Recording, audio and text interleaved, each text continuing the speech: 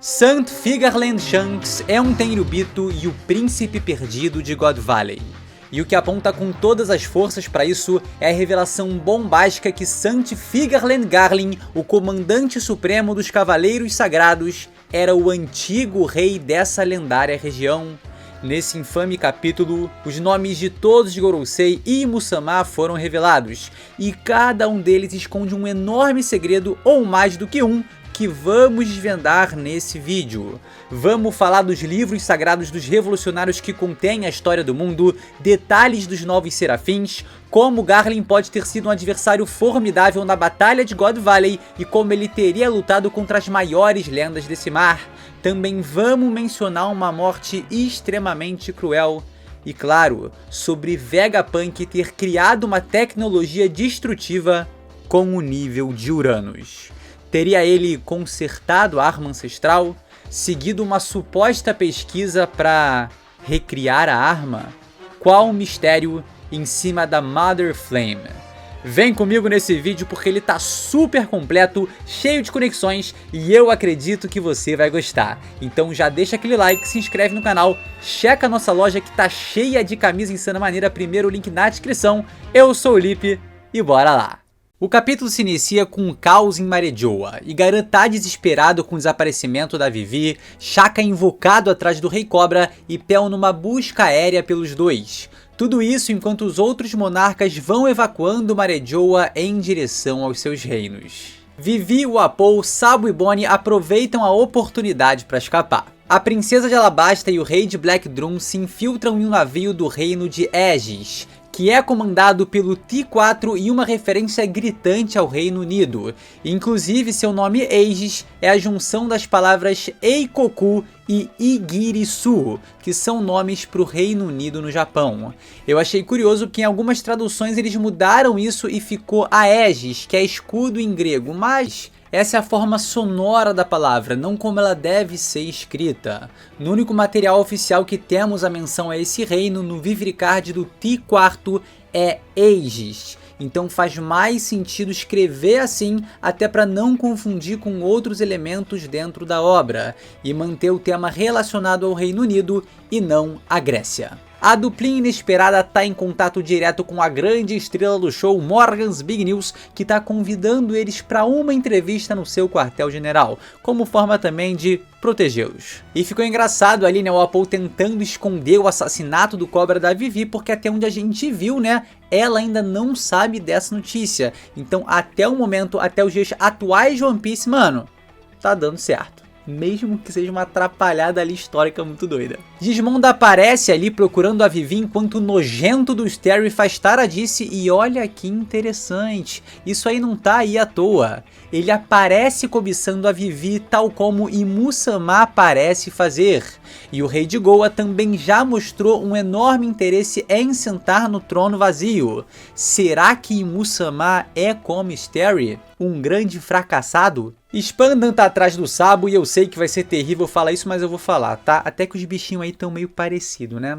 Foi mal. Bonnie tá com fome como sempre, mas conseguiu entrar de clandestina no navio da rainha Mororon do reino Tajini, que é altamente inspirado no Marrocos, até porque Tajini é uma receita tradicional do país e as roupas da rainha e seus guardas são outro indicativo disso.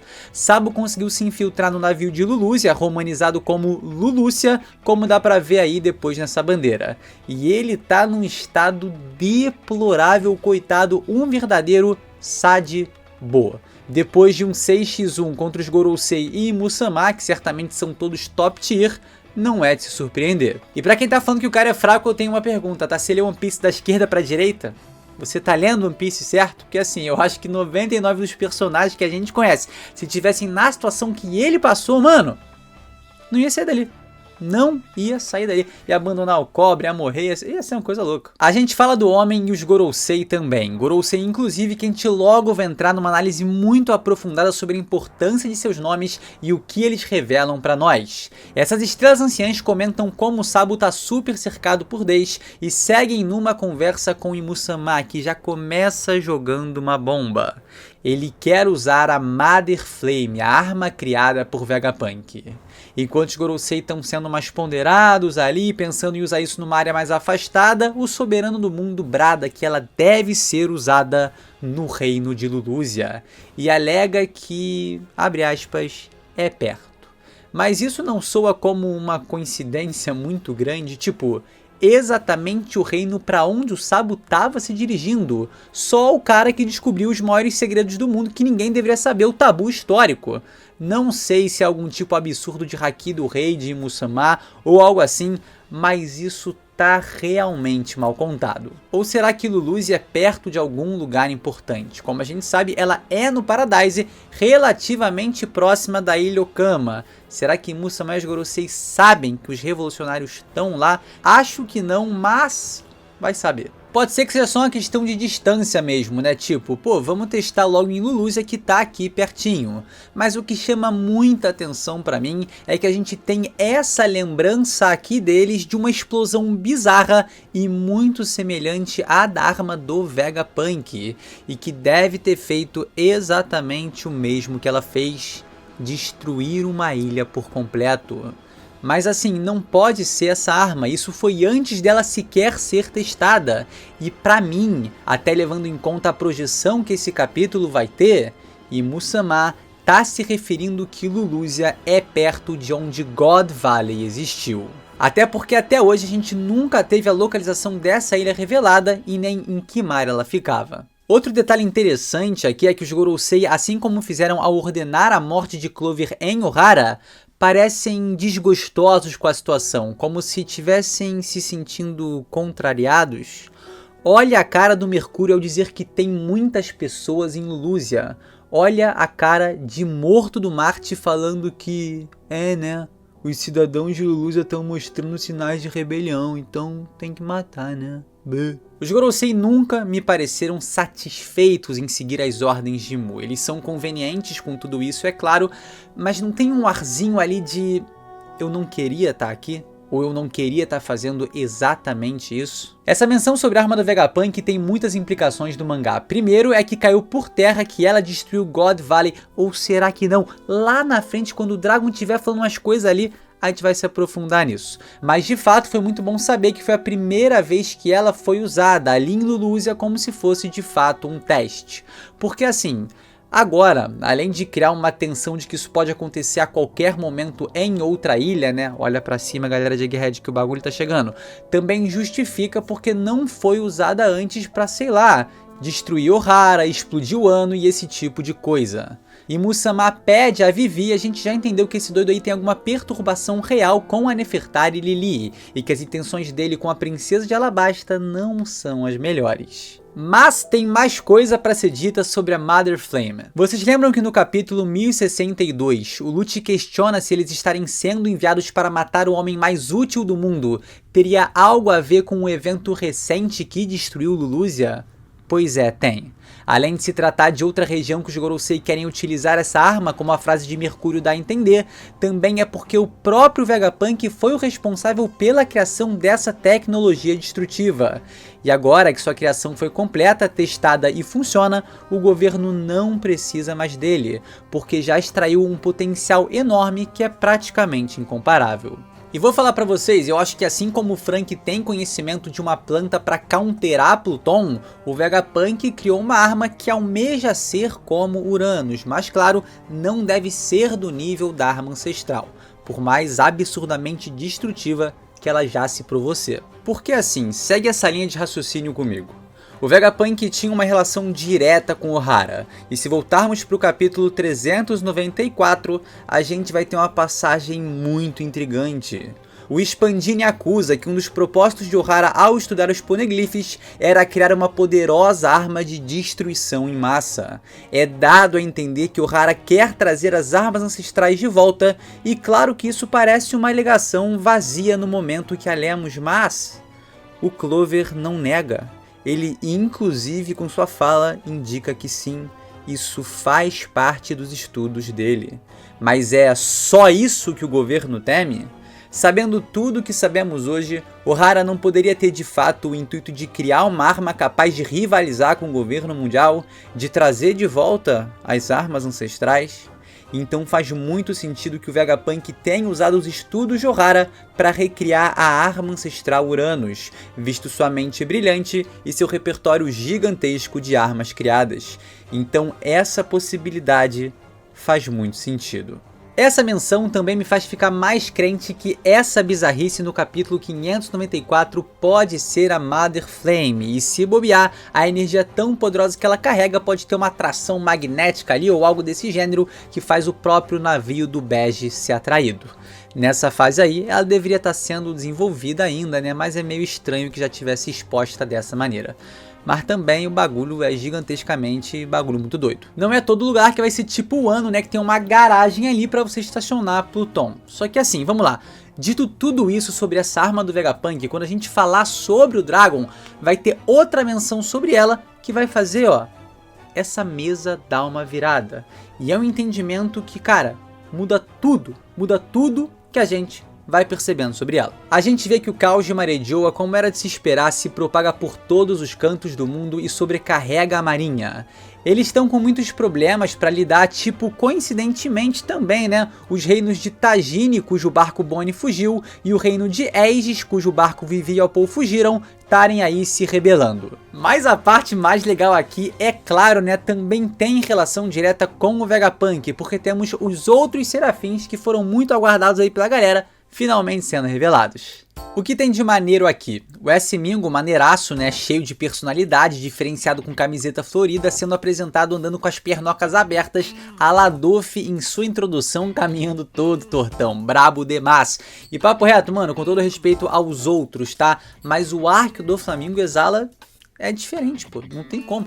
O bicho é um serafim, uma criancinha ali muito doida, camisa florida, calça quadriculada, alpargata, um verdadeiro inimigo da moda, mas que conquista corações. O S-Croco tem uma curiosa cicatriz no rosto, e quando Oda mostrou o Crocodile no passado em SBS, ele não tinha cicatriz nenhuma.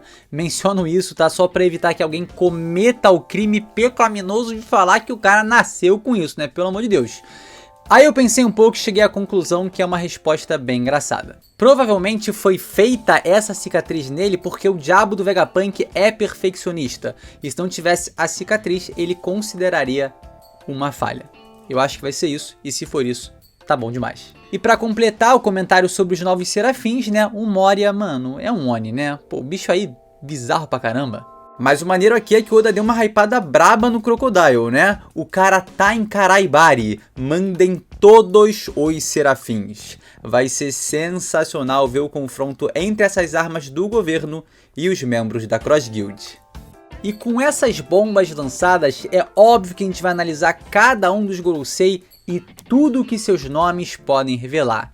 E de verdade, é muita coisa. Então vamos começar pelo guerreiro deus das finanças, Sant Itenbaron V Nazujuro. A grande surpresa aqui é que tanto o nome Itenbaron como o V como o Nazujuro escondem segredos que podem indicar com precisão a origem desse personagem. O Gorosei Venus tem absolutamente tudo para ser de Wano. Em sua posse ele tem a lendária Shodai Kitetsu, que foi forjada há muitos anos por algum ferreiro lendário do país, da própria escola de forjadores Kitetsu. Como se esse indicativo não fosse o bastante, o nome Nazujuro termina com Juro, uma terminação muito comum em Wano, exatamente como Kojuro, Kanjuro, parecido com Denjiro, Sujiro, Mojiro e suspeitamente a mesma terminação que Zorojuro. Mais uma evidência que esse Gorosei vem de Wano, mais uma dica de que ele certamente enfrentará Roronoa Zoro. Acho que já estava muito encaminhado para isso, mas depois dessa brincadeira dos nomes terem a mesma terminação, parece mais que certo. Vocês lembram que no capítulo 937, quando o Gyokimaru tá falando sobre o Ryuma, ele diz que há centenas de anos atrás o Wano era conhecido como o País do Ouro? E isso nos leva diretamente ao seu primeiro nome, Itenbaron. Baron é barão em inglês, que é um título de nobreza concedido a um homem de valor, ou que tem grande poder sobre uma região, cujas terras passam a ser conhecidas como um baronato.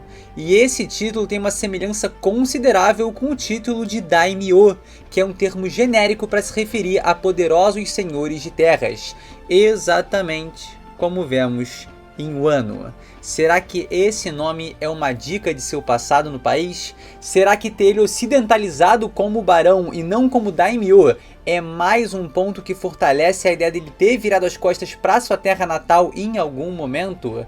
Se torna meu headcanon que Sant Iten Baron Venazujuro foi um daimyo de Wano na época em que o país era conhecido como o País do Ouro.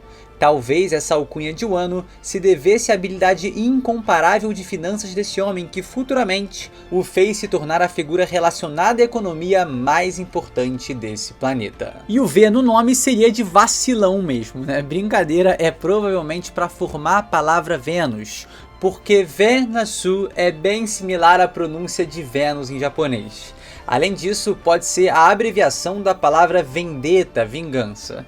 Vamos lá, não há tantas possibilidades muito fortes fora essas, porque em Wano a gente não tem nenhuma família que comece com a letra V e, surpreendentemente, nenhum personagem que comece com essa letra. Mas acho que as evidências são muito fortes e eu acredito que a origem desse Gorosei seja de fato Wano, o que potencializaria uma futura luta entre ele e Zoro. Porque um foi um nativo que abandonou o país e o outro um forasteiro que criou vínculos poderosos com a região e, sem saber, tem suas raízes no local. O guerreiro deus da defesa científica Sant J. Garcia Saturno. A novidade em relação a esse Gorosei é a introdução de seu cargo dentro do grupo. Basicamente, um ministro da ciência. E eu devo dizer que achei muito legal o Oda fazer essa discriminação da função de cada Gorosei, porque aí a gente vê que o Saturno não foi pra Egghead à toa. É porque cada ancião tem uma área de atuação, uma responsabilidade com pilares da sociedade.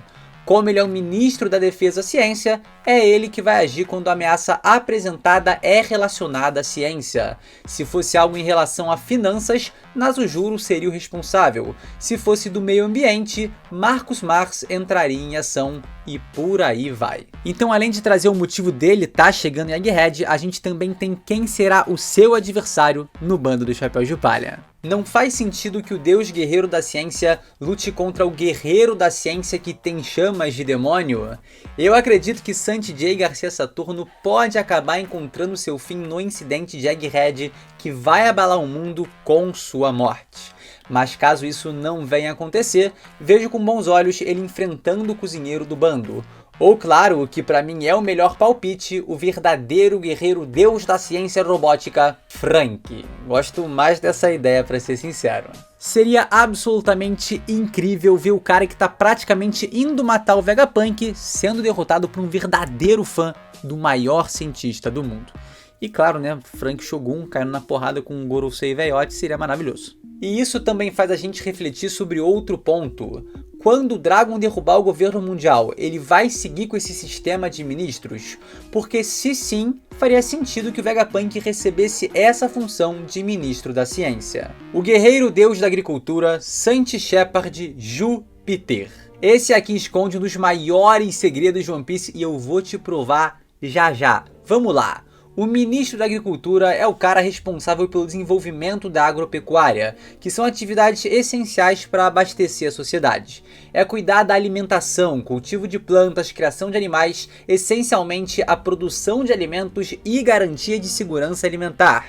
Então, se há tantas pessoas passando fome nesse mundo, a distribuição de alimentos é tão zoada, com tanta desigualdade que vemos, é certo que esse Gorosei tem grande responsabilidade e culpa nisso. E o Sanji, que é um chefe de primeira categoria que não permite que ninguém passe fome na sua frente, certamente seria o adversário perfeito para derrotar esse homem. E isso é muito curioso porque por algum motivo todo mundo sempre achou que o Sanji e esse Gorosei fossem se enfrentar, e agora faz mais sentido do que nunca. O segredo enorme que seu nome oculta é que Peter é Júpiter, né? Isso aí, mano, todo mundo já percebeu. Mas seu primeiro nome é Shepard. E esse nome é exatamente o mesmo do lendário marinheiro Conde Oriano.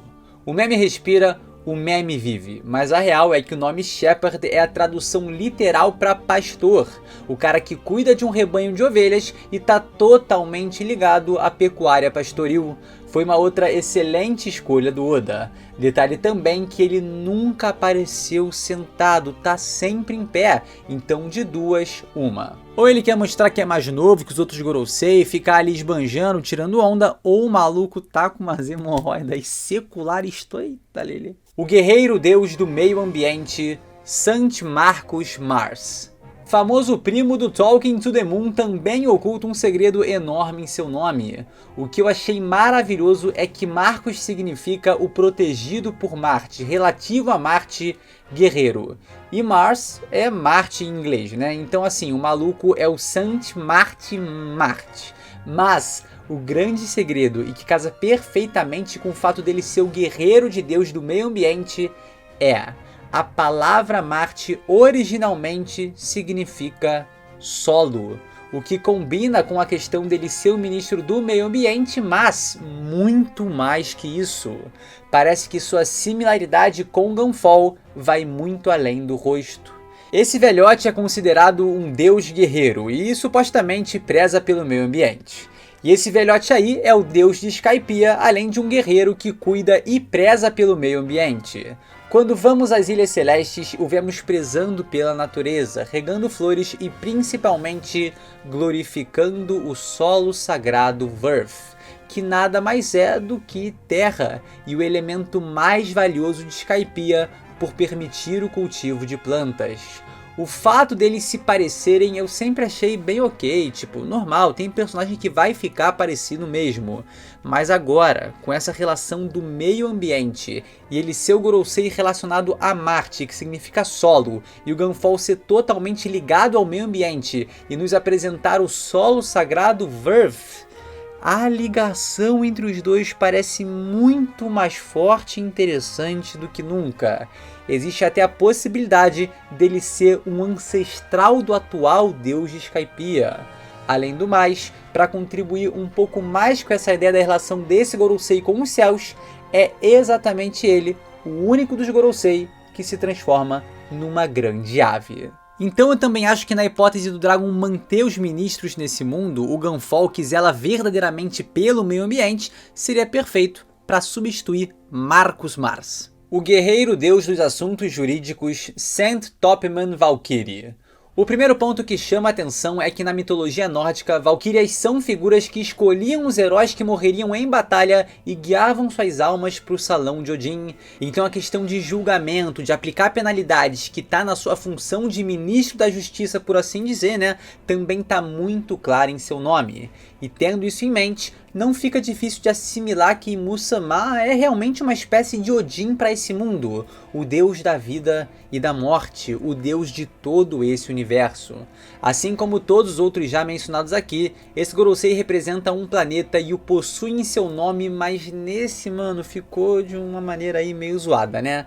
Topman Valkyrie, formando Mankiri, que é quase Mercury. Então assim, ficou meio estranho, né? Tipo Chiako na recompensa do Shanks, mas é isso. E eu acho que a verdadeira grande revelação que a gente tem do nome dele, né, é que ele é um cara top. Topman. E aproveitando que a gente está destrinchando cada uma dessas figuras tão importantes, acho que vale puxar diretamente a menção que o Ivankov faz falando que há 800 anos, um dos 20 criadores do mundo se chamava Sant Imu da família Nerona. E claro que eu quero comentar o fato dos revolucionários terem um livro chamado Gênesis, que é o primeiro livro da Bíblia e que conta a história da criação do mundo, e o fato do Oda também ter um livro que é uma Bíblia. Mas nesse momento do vídeo vamos nos atentar ao nome do soberano desse mundo e ver o que a gente pode extrair disso tudo. E agora o tão aguardado Neroma Imu. Nero é uma palavra que possui vários significados e estranhamente todos a gente consegue relacionar em Mu-sama. Escrito dessa forma em japonês, Nero significa pupila, olho, íris, a única parte revelada do corpo de Muzamá, que é um assunto gigantesco de discussão entre os fãs da obra. Em latim, a palavra tem dois significados muito expressivos que cabem perfeitamente ao personagem: preto e o mais poderoso, forte. Então o próprio significado desse nome também carrega muitos conceitos intrínsecos a Muzamá, mas depois dessa revelação, parece claro que a maior inspiração para a criação desse personagem foi o infame imperador romano Nero. Ele foi conhecido como o governante mais infame de Roma, notório por sua crueldade. Matou aspirantes ao trono por envenenamento, mandou assassinar a própria mãe, foi o culpado por um incêndio que destruiu 2/3 de Roma e foi o responsável pela primeira perseguição contra os cristãos. Seria cabível fazermos uma alusão aí à perseguição contra os lunários? Por conta de ser um imperador, a pessoa mais poderosa do mundo em sua época, e de uma infamidade notável, parece fazer bastante sentido relacionar Muzamá ao imperador Nero. Com essas revelações até então, temos assim a representação do sistema solar no mundo de One Piece. Luffy é o Sol, Topman Valkyrie é Mercúrio, Iten Baron V Nazujuro é Vênus, não tem nada confirmado como Terra, né? Pode ser Verth, que também significa o mundo de One Piece para os habitantes celestes, ou simplesmente o planeta representa ele mesmo por si só e tá tudo certo. A Lua a gente especula que possa ser ou Muzamá ou o Barba Negra, mas se for aquele homem que aparece no final do capítulo também é bem plausível. Jay Garcia Saturno é Saturno, arma ancestral Uranus é Urano e pode confiar em mim que é o ovo do Roger. Arma ancestral Poseidon Shirahoshi é Netuno e arma ancestral Pluton é Plutão. E aí, meu querido, eu obviamente te pergunto quais são seus palpites para a representação da Terra e da Lua agora que todos os outros planetas já foram devidamente preenchidos. Acha que a Lua é em Muzamá? Acha que é Teach? Acha que é aquele homem? O capítulo continua com o Sabo explicando tudo que a gente precisava saber para entender como se desenrolaram os acontecimentos de Lulúzia até ele chegar em Kamabaka. E essa explicação nos leva ao nome de Muzamá, que Ivankov leu num livro chamado Gênesis, que assim como na Bíblia o temos contando a origem do mundo, deve ser um livro que relata a criação do mundo de One Piece e a fundação do governo mundial. Afinal, aqueles 20 lá, né, eram considerados os criadores do mundo. Simplesmente uma relíquia imensurável para esse planeta. Pode muito bem ser um livro também manipulado para a história parecer mais linda do que de fato foi, mas só de nunca ter sido mencionado anteriormente e ter a existência do nome de Imu ali no meio, a gente já percebe que se trata de uma raridade gigantesca e que pode trazer revelações bombásticas. É isso que a gente gosta. Isso, somado ao fato do Kuma ter uma bíblia, mostra pra gente que o acervo literário dos revolucionários é de valor imensurável e certamente contribuiu muito para eles expandirem sua visão de mundo e abrirem a mente. Quem escreveu esses livros? Willy Galum tem alguma relação com isso? A enciclopédia Akuma no Mi pode ter um autor ali na mesma época? Quando Oda vai revelar o conteúdo deles pra gente? Como One Piece é tão bom? A Rainha Okama comenta que Mu deve ter recebido a cirurgia perene. Pô, pelo amor de Deus, Ivankov descobriu sozinho? Parabéns. Parece que nunca debateu One Piece com ninguém. Pô, pelo amor de Deus, a teoria mais básica de toda a comunidade. Diferente da que eu vou falar logo mais, que é uma cravada histórica. E o que me chamou muita atenção nessa interação entre os revolucionários é o Oda meio que brincando com o fato de que aquela arma utilizada por Imu não é realmente feita pelo Vegapunk. Aqui o Dragon parece entender algo a mais quando fala sobre a sombra enorme acima de Lulúzia. Ele também parece convencido de que não foi o Vegapunk que produziu algo assim. A teoria de que Dragon tinha Uranus foi completamente destruída tal como Lulúzia. E a pergunta que ele faz é a mesma que eu. Se Muzamá tinha essa arma, por que usar ela só agora? E por que conversar com os Gorosei como se fosse uma arma do Vegapunk? Se não for uma arma do Vegapunk, a resenha dos Gorosei com o Muzamá é muito estranha. Só que assim, poderia até justificar, né, aquela lembrança explosiva em que uma ilha é completamente destruída. Talvez eles a tenham usado em algum momento com God Valley, por exemplo. Talvez o Vegapunk tenha ajeitado essa arma, dado um upgrade nela, corrigido alguma falha que aconteceu ao longo dos séculos. Seria mesmo Uranus? Ficou muito estranho isso. Talvez o Dragon só esteja reagindo dessa forma porque não tem as mesmas informações que a gente, mas o Oda não costuma jogar as coisas desse jeito. Me deu aquele comichão de tipo assim, eu vi o Imusama falando que é a arma do Vegapunk. Os próprios Goroseis são os responsáveis por preparar ela para ser usada. Mas por que essa resenha do Dragon me deixa desconfiado? Alguém mais está se sentindo assim também? Se eu fosse palpitar agora eu falaria, mano, aquela arma foi criada pelo Vegapunk e tá tudo certo. Mas ao mesmo tempo, a desconfiança do Dragon de que, cara, o Vegapunk nunca faria isso, e ver e saber da sombra e... Nazaré. Mas vamos jogar pelo básico, tá? Aquela arma foi feita pelo Dr. Vegapunk. Será? Eu não sei, pô. Não sei mais nada, não sei. E Muzama, Nefertari e Lili, né? Mas é isso, até a segunda ordem o bagulho é do Vegapunk mesmo. Se Pai York, né, que tem contato com os Gorosei, mancomunou algo ali com o propósito dela de virar um dragão celestial. E por aí vai, tem especulação para encaixar nisso certamente.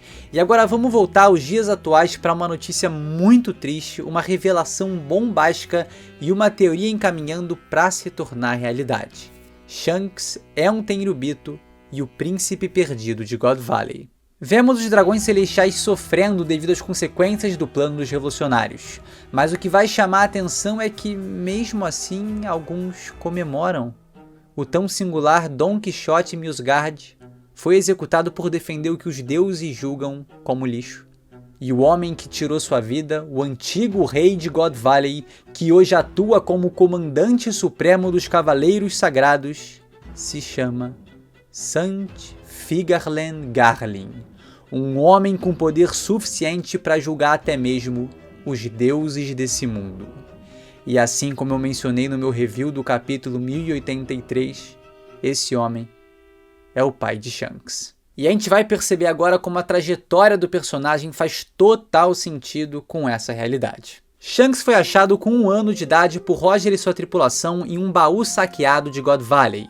Vale notar que ele estava em um baú em meio a um vasto tesouro, olha quanta riqueza tem aí, e de quem mais poderia ser toda essa riqueza, senão da realeza desse lugar.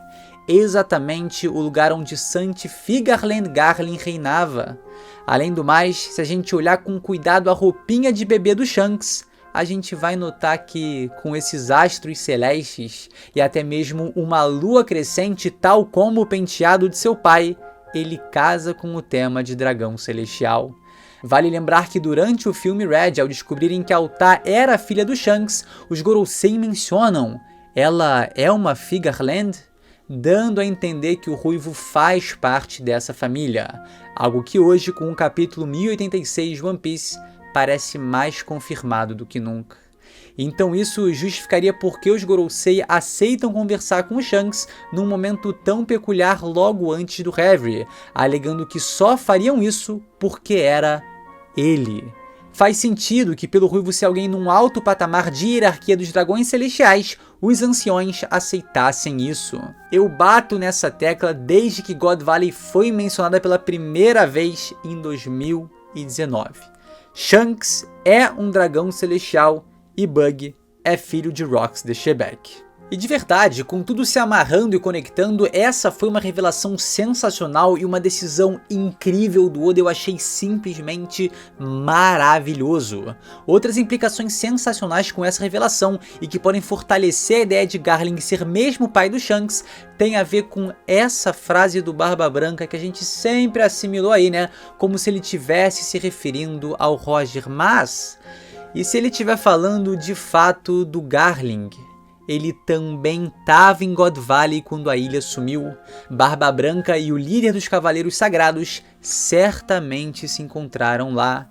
Seria ele alguém com um nível de força comparável ao dos mais fortes desse universo? Faz sentido pra caramba que essa frase, agora, se refira ao pai biológico de Shanks, e não ao seu pai adotivo. Agora que a gente descobriu que ele é mais velho, sua antiga ocupação e sua posição atual de alguém extremamente poderoso, além de pai do Shanks, isso tudo se torna uma possibilidade muito real. Talvez Garland ser forte assim nos ajude a entender um pouco melhor God Valley, porque até agora não me parece muito provável que o Garp e o Roger juntos tenham desmantelado os Piratas Rocks numa luta direta contra todos eles, porque do outro lado tinha pelo menos 2 personagens capazes de nivelar com eles, Shebeck e Barba Branca. Então, se Garland estava presente nesse evento e ficou num combate intenso contra Edward Newgate, o cenário começa a parecer mais plausível. Mas isso levando em conta que esse homem é um monstro. Mas pelo cargo que ocupa e por ser provavelmente o pai do Shanks, ele certamente é um monstro. E se a gente notar, essa fala dele que parece a do Obito Uchiha, né, só que muito pior, porque a do Obito ele tá tentando ser legal, faz sentido que seja uma menção indireta ao Garp e ao Roger, que há 38 anos em God Valley poderiam estar protegendo escravos e não apenas tenryubitos. E aí eu me pergunto, será que esse personagem é o gatilho pro lendário flashback? O flashback do Shebeck, o flashback de God Valley? Mas será que na verdade essa frase é uma autocrítica por ele defender tenryubitos e ele próprio tá se julgando um lixo muito lixoso porque ele faz isso? Difícil, porque ele é um dragão celestial e normalmente um tenryubito não vai fazer uma autocrítica, até porque o que fez, né, não acabou muito bem. Outro detalhe legal sobre o personagem é que essa espada que ele carrega é certamente uma Saijou ou Asamono, uma lâmina de grau supremo. E isso me chamou a atenção porque a espada presente na silhueta desse personagem não condiz exatamente com a que vimos nesse capítulo. Eu sei que tem um meme de não dá pra confiar na silhueta do Oda, até porque não é meme, né? É realidade. Mas quando o intervalo entre a silhueta e a revelação é de menos de 5 capítulos, o bagulho tem que permanecer parecido, né? Então será que na verdade esse outro aí, essa outra silhueta é o Garling? A forma do cabelo remete com o tupete descendo em lua crescente visto de frente. E essas pontas do lado, ó, lembram bastante. E aí eu pensei, pô, e se os Cavaleiros Sagrados forem todos Figarland? For uma família de executores? E se assim como antigamente existiam gerações e gerações de famílias que permaneciam sendo cavalheiros e executores ao longo dos séculos? O Oda trabalhar a família Figarland como algo assim é possível. Apesar de eu gostar muito mais da ideia de termos o pai do Shanks do que o irmão gêmeo do Ruivo, se todos os Cavaleiros Sagrados forem Figarland, a possibilidade do Shanks ter um irmão existe, explicando melhor essa silhueta aí central que não parece muito com o Garling, por mais que esteja centralizada, né, e na grande maioria das vezes os líderes de grupos são apresentados assim, né, bem no meio. Foi uma possibilidade que me passou pela cabeça e eu achei bem legal de compartilhar com vocês, tá? Parece que tem muitos Cavaleiros Sagrados para poucas famílias de tenryubitos, sabe? Então poderiam ser de fato todos membros aí de uma família só. Aí é festa, vai ter primo, vai ter irmã, vai ter irmão, vai ter mãe, vai ter avô, vai ter pai, vai ter tudo aí do Shanks pra galera, ó, se esbaldar na alegria. Mas eu ainda mantenho o meu palpite de ser o pai do Shanks e com certeza nesse capítulo essa hipótese ganhou muito mais força. E as possibilidades, claro, não param por aí, né? Será que ele era um rei normal e ascendeu ao patamar de dragão celestial e aí ganhou o Sant no nome? Porque é curioso termos um dragão celestial vivendo no mundo de baixo, mesmo com God Valley parecendo que era tipo um resort de visitação dos tenryubitos na Terra, cheia de escravo e uma loucura. Pode de fato ser uma família de dragões celestiais que resolveu viver ali, mano, em terra firme. Ou talvez uma família que era normal ali, né, que reinava e tudo mais, e acabou se unindo ao governo mundial posteriormente à junção dos 20 primeiros reinos. E aí, mano, de alguma forma, acabou se unindo ali e se tornaram, assim, os Figarland Dragões Celestiais. Porque eles não parecem ser parte das 20 famílias originais, porque a gente tem várias vezes mencionados que Alabasta foi a única a recusar a subir em Marejoa, e assim não se tornaram dragões celestiais. Será que eles viraram Tenryubitos depois, ou eram parte das famílias originais e só, séculos mais à frente foram descer para o mundo normal e ficaram ali em God Valley reinando sobre a região? Afinal, ela não se chama o Vale dos Deuses à toa, né? Então também faz sentido que eles tenham sido sim das 20 famílias originais a fundar o mundo, e só algum tempo depois foram designados a descer e tomar conta de God Valley, que, como Oda já deu a entender, tinha algo de valor inestimável. Por isso, provavelmente, precisava de um rei forte e de muita confiança. E outro grande ponto é que agora a hierarquia dos dragões celestiais ficou muito mais clara e me despertou uma ideia interessante. Temos Imu-sama acima de todos como um verdadeiro deus. Logo abaixo, as 5 estrelas anciãs, que são guerreiros deuses. Seguidos pelos cavaleiros sagrados, que, como a gente pode ver, têm autoridade para julgar os próprios Tenryubitos, que, mesmo sendo considerados deuses, ficam como a base da hierarquia presente em Marejoa. Será que é possível subir nesse patamar? Será que um Tenryubito pode virar um cavaleiro sagrado e um cavaleiro sagrado virar um Gorosei? Será que, como um poderoso guerreiro, Figarland Garling é o próximo candidato ao posto de estrela anciã caso algum deles venha a falecer ou seja necessária uma nova ocupação? Será que o Oda está montando esse cenário onde esse familiar do Shanks ascende ao patamar de Gorosei após a queda de Saturno no incidente de Egghead? Eu acho que, seguindo essa hierarquia apresentada, essa é uma conjuntura bem possível de acontecer. Outro detalhe muito legal sobre o design de Figarland Garling é que tem uma inspiração gigantesca no lendário Lua Crescente Galley, que foi um personagem criado pelo Oda no protótipo de One Piece Romance Dawn Volume 1, literalmente o primeiro adversário que o Luffy enfrentou em uma publicação oficial. O Oda gostou tanto do personagem que o canonizou no sensacional capítulo 902 de One Piece. O legal é que a Toei adaptou ele com uma barba e chapéu que fazem o mesmo formato de lua crescente que a cabeça e o queixo de Figarland Garling. E pobre Miosgard, um verdadeiro herói tal como o Rei Cobra. Triste demais de ver que ele foi crucificado numa cruz que é um emblema do governo mundial, uma instituição cruel até com seus próprios deuses, numa posição ali muito semelhante ao que já vimos Rumin, Rocinante e Doffy, todos da família Don Quixote. De verdade, foi muito pesado, a construção ali da narrativa do Oda foi pra impactar. Tudo escrito, tudo sendo... Cara, bateu uma bad verdadeira, tá? Ainda mais com as informações aí no final de que ficaremos um mês sem One Piece. Mas, meus queridos, esse foi o review longo pra caramba. Espero que você possa aí, voltar nele durante essas semanas. Vamos ficar tanto tempo aí sem One Piece que, cara, vocês mereciam um review aí de mais de 40 minutos? Será? Será? Eu espero que você tenha adorado ele, assim como eu amei trazer pra vocês. E é isso. One Piece pausa, mas não para. E a gente vai continuar trazendo conteúdo diário dessa obra maravilhosa. Isso é One Piece, esse é o canal Chapéu de Palha. E eu te peço encarecidamente para se inscrever. Se você chegou até aqui e não é inscrito, por quê? Se inscreve. De verdade, ajuda a gente. Deixa aquele like que também contribui. E a gente se vê, sem sombra de dúvidas, num próximo vídeo. É isso, galera. Valeu!